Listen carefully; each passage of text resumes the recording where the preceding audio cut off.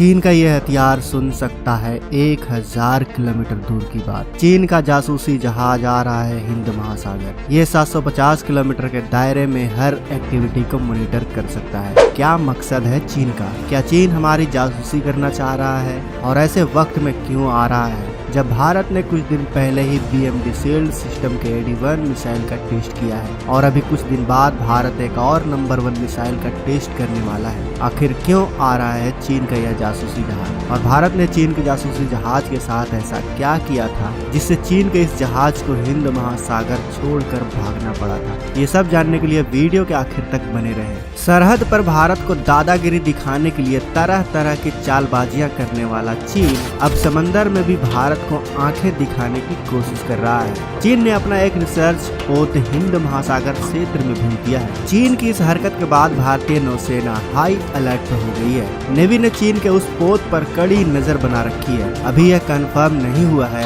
लेकिन इस पोत का मकसद इंडियन नेवी की एक्टिविटी पर नजर बनाए रखना भी हो सकता है। लिहाजा भारतीय नौसेना का एक अनमैन्ड एरियल व्हीकल लगातार चीन के उस पोत पर नजर बनाए हुए है। दरअसल चीन अपने उपग्रह प्रक्षेपण पर नजर रखने के लिए इस तरह के अनुसंधान संबंधित जहाजों को भेजता रहता है, लेकिन इस बार आशंका ये जताई जा रही है कि इस जहाज का उद्देश्य उस भारतीय मिसाइल को ट्रैक करना हो सकता है जिसकी कुछ महीनों में लॉन्चिंग है। भारत जिस मिसाइल को लॉन्च करने वाला है उसे रक्षा अनुसंधान और विकास संगठन यानी DRDO ने तैयार किया है। भारत लंबे समय से ऐसे चीन के जहाजों से निपट रहा है। इससे पहले चीन ने अपना एक जासूसी पोत भारत की समुद्री सीमा के करीब श्रीलंका में भेज दिया था। उस समय भारत अपने पहले स्वदेशी एयरक्राफ्ट कैरियर INS विक्रांत की लॉन्चिंग की तैयारी कर रहा था, लेकिन बहुत कम लोगों को पता है कि जब श्रीलंका के हम्बनटोटा बंदरगाह पर चीन का जासूसी जहाज युआन वांग 5 आया था, तब भारत ने उसके साथ कुछ ऐसा किया था जिससे चीनी जहाज को हिंद महासागर से भागना पड़ा था। आखिर उस समय क्या किया था भारत ने? हम ये बात वीडियो के आखिर में जानेंगे। पहले हम इस बार आए जासूसी जहाज और उससे होने वाले खतरे के बारे में जानते हैं।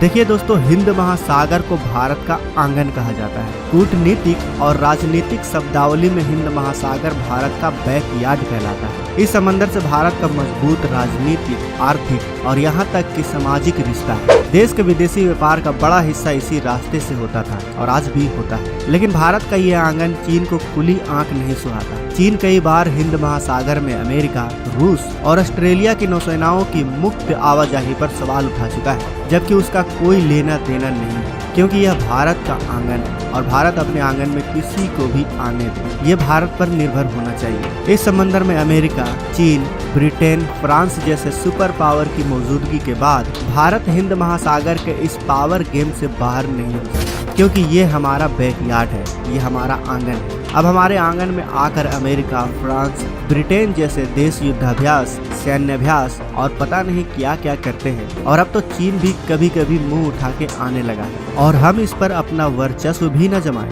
इसीलिए समय की मांग है कि भारत अपने आंगन में चल रहे सामरिक गठजोड़, युद्धाभ्यास और व्यापार की न सिर्फ जानकारी रखे बल्कि इसमें लीड रोल भी निभाए। दरअसल विस्तारवादी चीन की नीति न सिर्फ भारत के साथ देश के उत्तर और पूर्वी सीमा पर टकराव की है, बल्कि चालबाज चीन समंदर में भी अपना वर्चस्व स्थापित करना चाहता है। दोस्तों, जैसा कि हमने आपको पहले ही बता दिया है कि इससे पहले सितंबर में जिस स्पाई शिप युआन वांग 5 ने हम्बनटोटा पर लंगर डाला था, वो श्रीलंका के बंदरगाह से वापस चाइना चला गया था। वांग 6 पर भी, यानी इस बार जो जासूसी जहाज आया है, उस पर भी वांग 5 की तरह ही बड़े बड़े रडार और एंटीना लगे हुए हैं। इसको खास तौर पर मिसाइल परीक्षणों की जानकारी और सैटेलाइट गतिविधियों की जानकारी हासिल करने के लिए डिजाइन किया गया है।